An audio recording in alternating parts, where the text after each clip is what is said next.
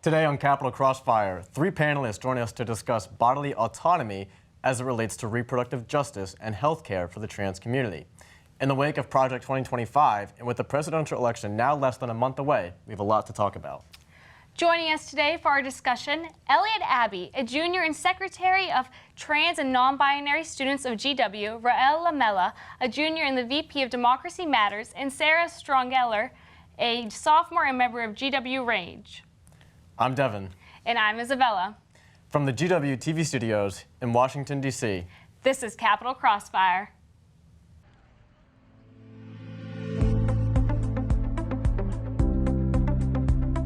After the 2022 Supreme Court decision overturning Roe v. Wade, 10 states will place abortion rights-related questions on the ballot in November, leaving the decision up to the voters on the future of abortion rights in these states.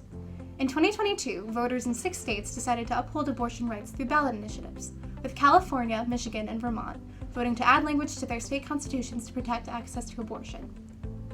Meanwhile, Kentucky, Montana, and Kansas all voted against proposals to further restrict abortion access. In Arizona, a ballot initiative would amend the state constitution to allow abortion up until fetal viability, or around 24 weeks, with exceptions to protect the life of the mother after those 24 weeks. In Colorado, a ballot initiative would amend the state constitution to add a right to abortion and a provision prohibiting health insurance companies from denying abortion coverage, overturning a 1984 amendment that caused the denial of health insurance coverage for abortion services for state and local public employees. In Florida, an initiative would amend the state constitution outlawing legislation that prohibits, penalizes, delays, or restricts abortion care before fetal viability.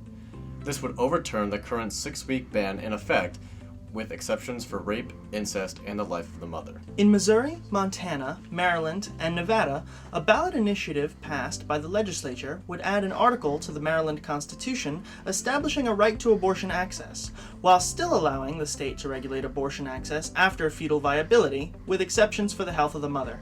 In New York, a measure introduced by the state legislature would amend the state constitution to include anti-discrimination protections for pregnancy, pregnancy outcomes, and abortion access. Nebraska has 2 ballot measures, with one amending the state's constitution to include access to abortion, prohibiting state interference until fetal viability. A second ballot measure would enshrine in the constitution a 12-week abortion ban, which includes exceptions for rape, incest, and the life of the mother. In South Dakota, a ballot measure establishes a constitutional right to an abortion, but would allow some restrictions based on the stage of pregnancy. The amendment would prohibit the regulation of abortion until the first trimester. In the second trimester, the state can only regulate abortion in ways that are reasonably related to physical health of the pregnant woman, while in the third trimester, states can regulate abortions except in the cases of the health of the mother.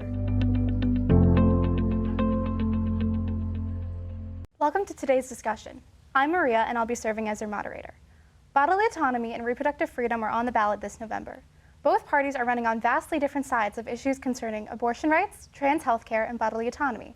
These issues are top of mind for voters, not only in the presidential race, but also for a record number of ballot measures asking voters in at least 10 different states to affirm abortion rights in their constitutions. With that, let's hear from our panel about the stakes of the election for these critical issues. More than 25 states have enacted laws that ban transgender athletes from competing on teams consistent with their gender identities. However, the LGBTQ+ rights were never mentioned during the vice presidential debate. Why do you think the issue was avoided? Sarah, we'll start with you.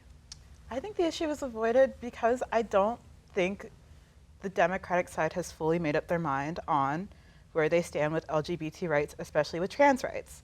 I feel as if what's going on in this country, especially around trans youth and playing sports, should be addressed by the Oval Office, and yet it has gone unaddressed. Yet it's resolved through the NCAA conference, which, yeah, it would make sense, but also these are trans youth. They are American citizens, and they should be protected by the government and by the Oval Office. In my opinion, I think the Democratic Party needs to make up more of a sense of unity around LGBTQ rights and around trans rights before they make a full opinion. Okay. Personally, I think it was avoided because almost every other LGBT plus issue was avoided during that debate. Transgender athletes, there are certain rules and regulations that a lot of collegiate athletes will have in place already, and it's coming down into youth sports, especially because youth sports, they haven't hit that puberty marker where hormones are really a prominent issue, but they're trying to assume that these like hormones are a big effector and that these youth transgender athletes are taking up space or that they're that. I think why it wasn't addressed is because they don't see it as a big issue, where it really is, because if you don't allow transgender athletes in sports, it allows the thought of, well, where else aren't they allowed to be? And then it can pull back rights from transgender people in general. Thank you. Before I answer the question or any of the questions, I do just want to clarify these opinions are of my own and not of Democracy Matters National. So I think that the LGBTQ issue wasn't even mentioned during the debate because of how controversial, like both Sarah and Eliot said, it is for either party. The Republican Party historically is not okay with LGBTQ youth, and the Democratic Party, in an effort to outvote Trump, has adopted so many people under their umbrella and so many people and so many different views that they can't exactly make a statement on it, because how are they supposed to encompass all the people that they have tried to adopt just to outvote the right? When we're trying to outvote the right and not actually vote for issues and actually have like a party that's cohesive, we can't have issues that like Eliot said as well, like isn't as seen as important, because I mean, how often do we really hear about trans youth sports or youth sports in general? It's everything you hear on the sports level is collegiate or professional, and youth are kind of ignored on that matter. All right, do any of you have anything else you'd like to say on that topic? Nope.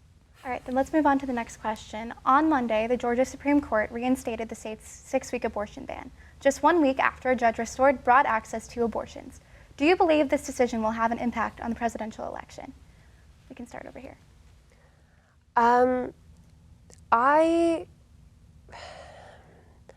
I believe it may have an impact on the presidential election in Kamala's favor. I'm not sure how much of an impact it would have, especially because there was just the overturning of Biden's proposal for the Texas emergency abortion. But the Supreme Court, and once again, Texas and Georgia both are not exactly swing states, and the American people are really concerned about what's going on within themselves and within their own states. So I don't know, while Georgia may swing Georgia voters, I don't know what it would do on a national level. All right, Eliot?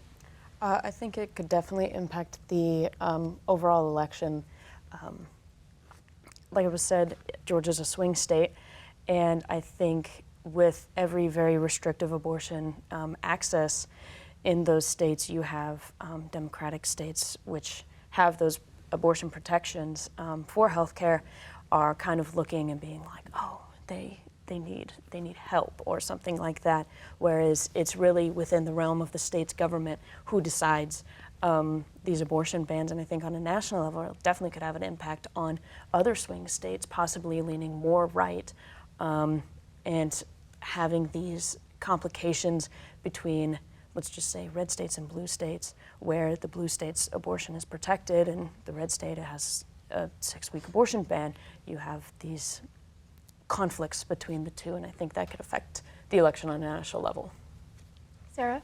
I have to agree with Eliot. I mean, yes, abortion is more of a state's issue. However, as seen during Trump's administration, Trump appointed 3 very conservative justices to the Supreme Court, and in that appointment, Roe v. Wade was overturned. That is on the national level, and if we're focusing on the state's level, yes, that is more of a state's issue, and that concerns the state governments, which is why it's important for everybody to vote in their state and for their state government.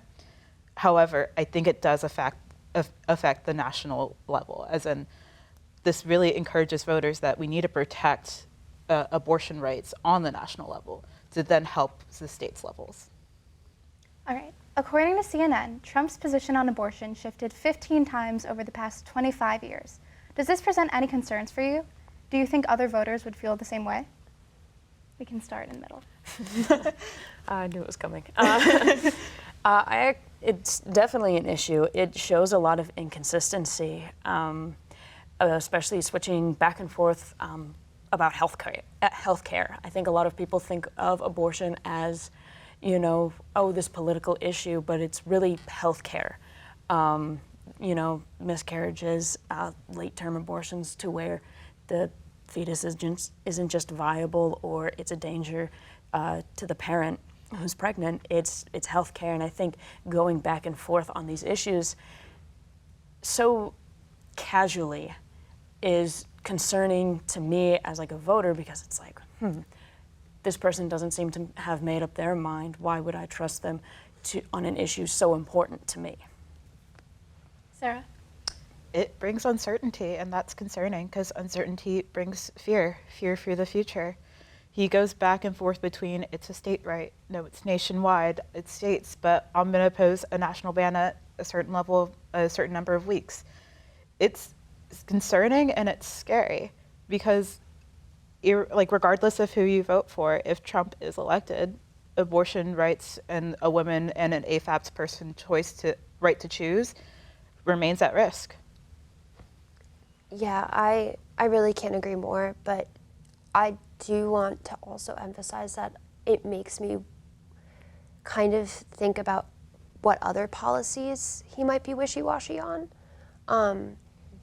Abortion is the third most important topic in this election. It's economy, and then inflation, and then abortion. So if one of the most important topics coming into this election, you can't make a decision on, what other issues would you be either willing to sway either way, or would you not really have a particular stance on? I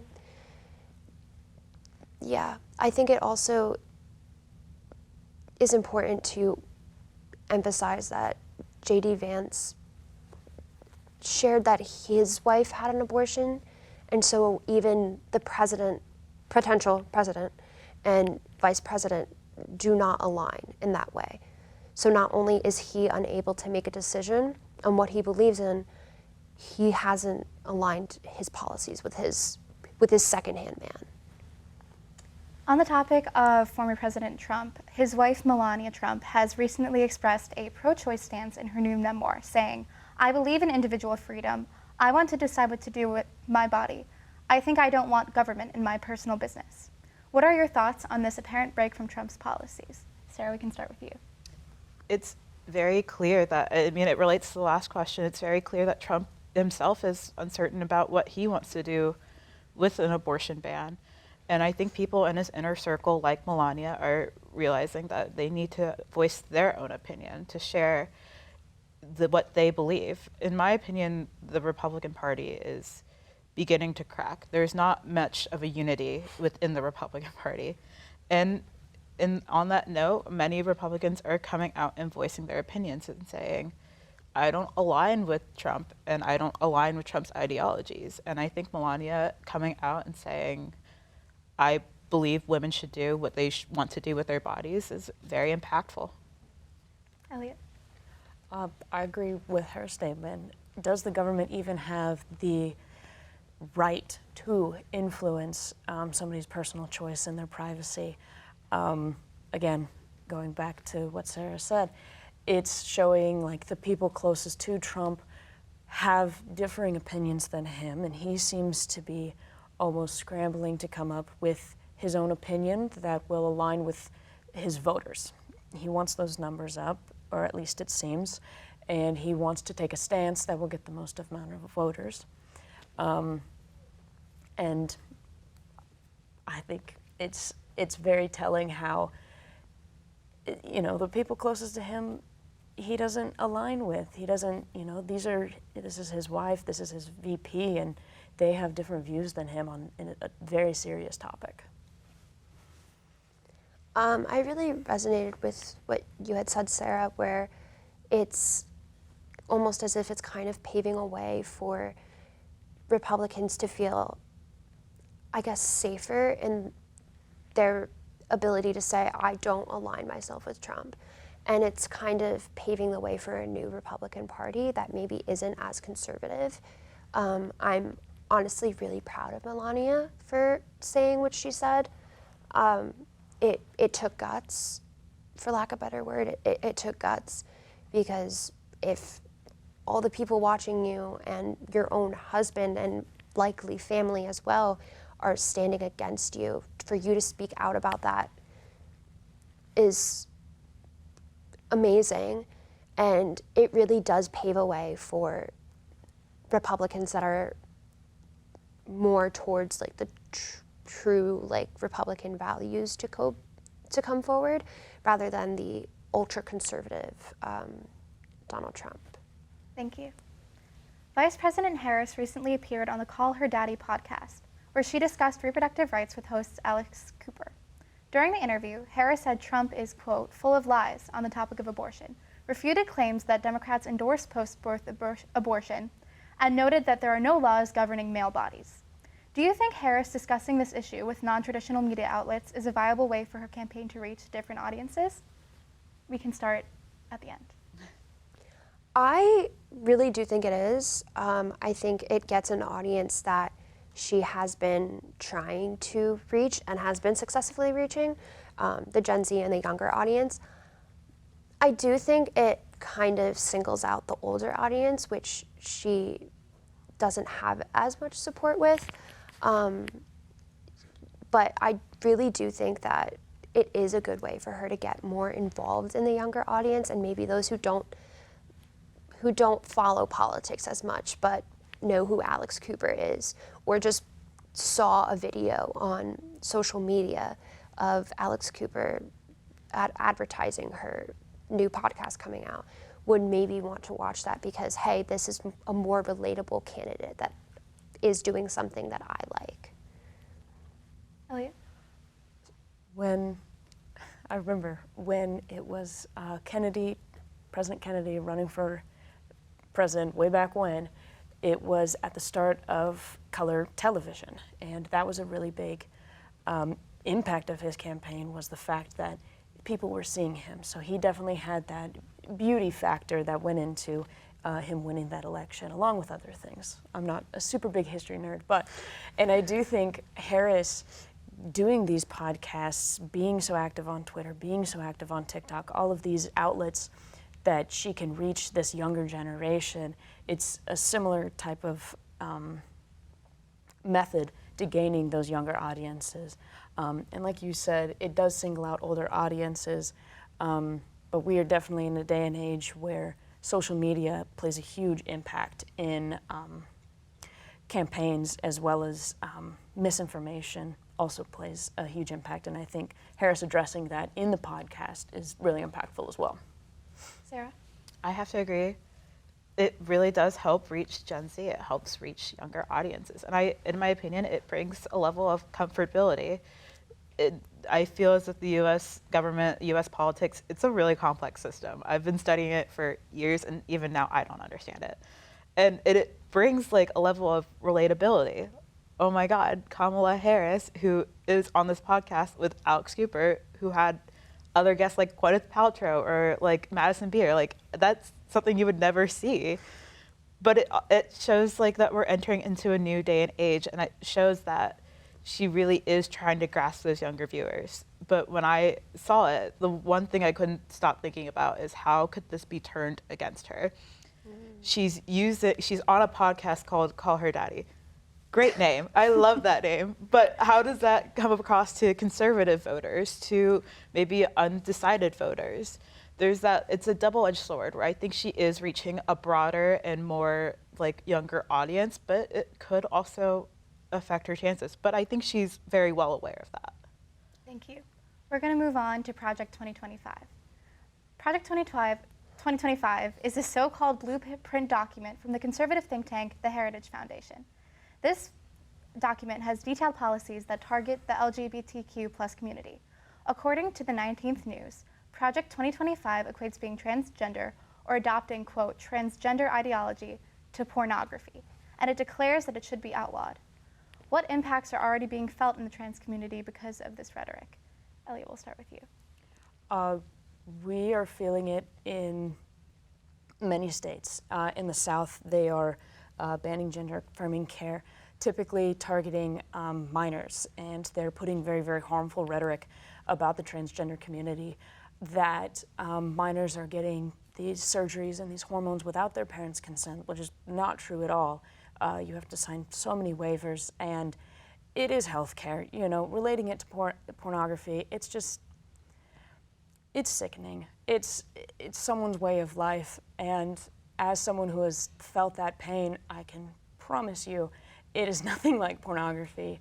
It's very, very personal, and something that the government is, the conservative, the Project 2025 is attempting to use and target. It's just harmful for the community overall. Thank you. Moving on. I'm so sorry, first of all. It's okay.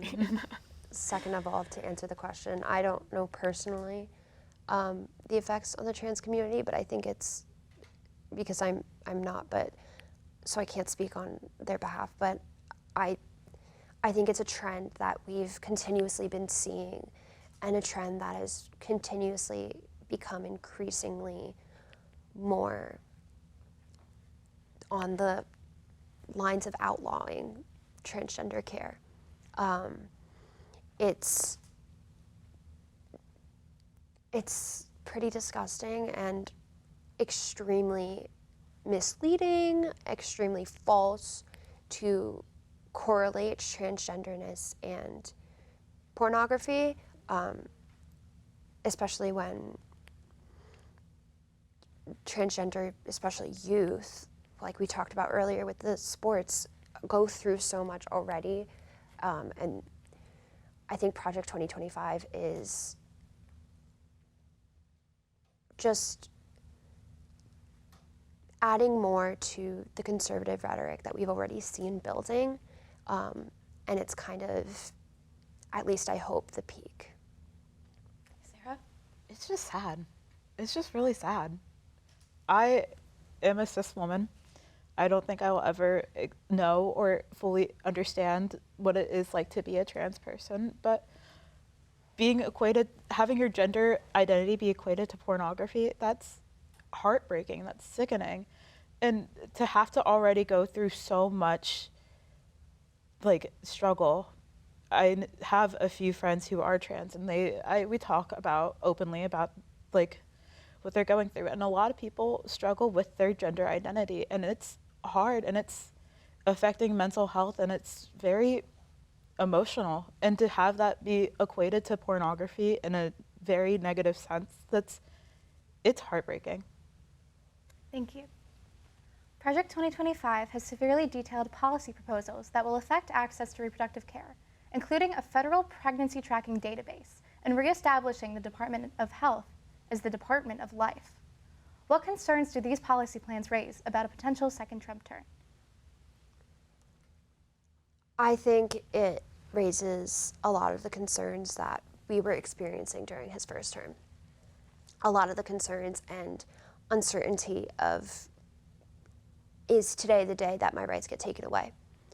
Is today the day that my friend's rights get taken away? And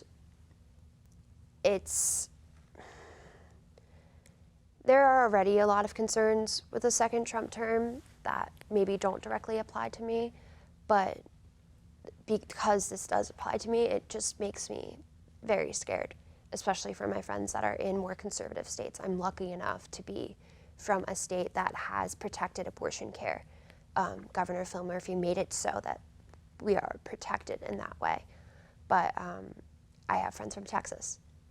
I have friends from Ohio, places where they aren't protected, and it brings back that feeling of when's the next day? I mean, when's the next thing? What's the next thing that's going to happen? And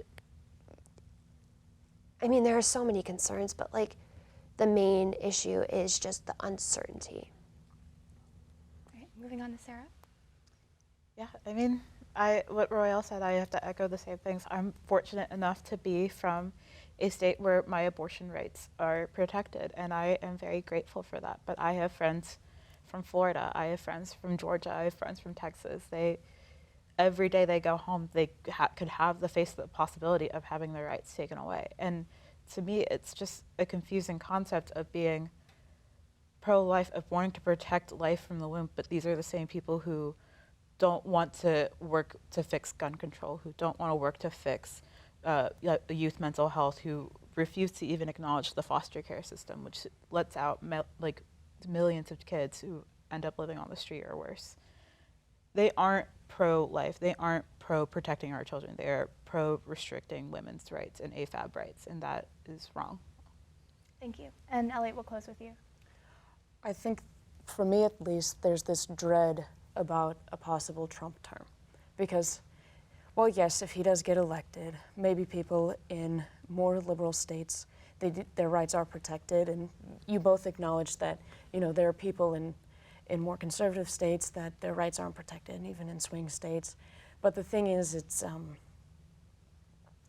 him being president and being the face of our nation allows a lot of conservative ideologies to be at the forefront of their policies, whereas maybe it hasn't been in the past, and it wouldn't be if Harris was elected. I'm not sure. I don't see the future.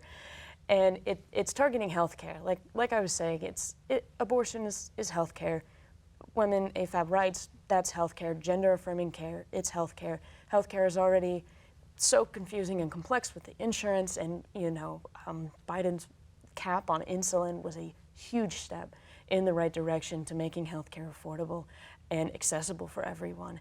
And I think the dread that comes with the possibility of a Trump term is definitely because that doesn't seem to be at the forefront of his mind with protecting rights and healthcare in that way.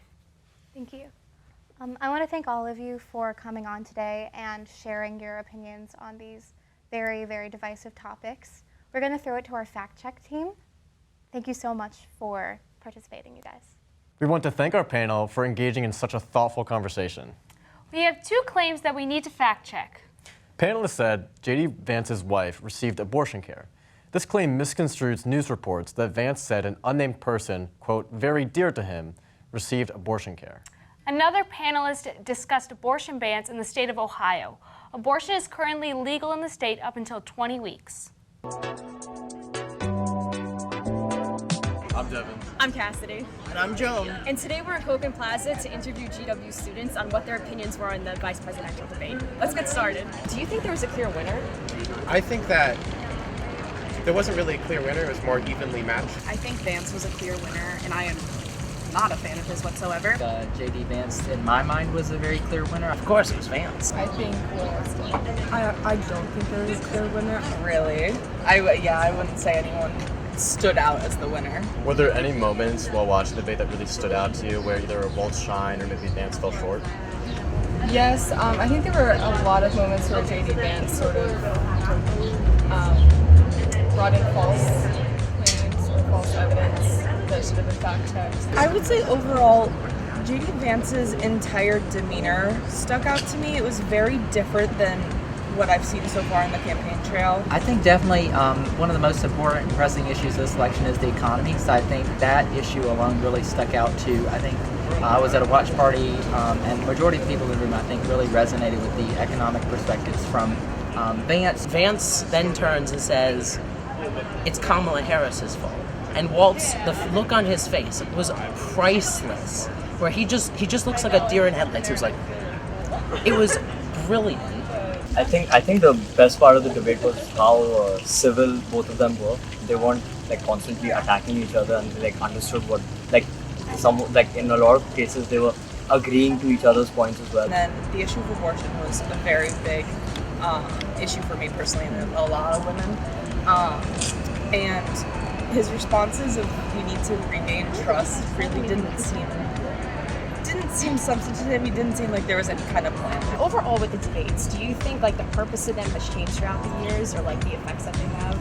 Yeah, I will say this debate did seem to return to a more civil, kind of productive debate style than what we've seen in the presidential campaign or debates in the last few elections. I think overall debates serve a purpose, but I don't think it's changing a whole lot of voters. I think there's still, a lot of voters are still in that middle ground. Honestly, I feel like debates have become a very important thing. They've always been important, but even now they're more of a direct way to hear the candidates talk together. I think back before 2016, you would see debates are a stage for candidates to debate their policy ideas. But ever since Donald Trump, really, the debate stage has kind of become more of a character test. But now it's kind of become dogfights, and that really started up in 2016 with Trump versus Hillary, and it's been getting worse. And I want to say, especially this debate. This debate was honestly one of the greatest debates I've ever seen because credit where credit's due, I will say, they both did an amazing job and they both sounded very presidential. This vice presidential debate specifically, I think it was one of the first very civil debates in a long time that was more about policy than character, which is why I think it was so evenly matched. This vice presidential debate marks the final debate in this 2024 election cycle. The election will be held on November 5th, 2024, and we saw that students had varying opinions, leaning towards Vance winning the debate. However, all around, there was a larger appreciation for the civility that the candidates had for each other. For Capital Crossfire, this is Devin, Joan, and Cassidy. Well, that's all for this episode of Capital Crossfire. Be sure to check us out online at www.gw-tv.com and follow us on Instagram and TikTok at GW Capital Crossfire. For all of us at GWTV, I'm Devin. And I'm Isabella. Thanks for getting caught in the crossfire with us. We'll see you back here next time.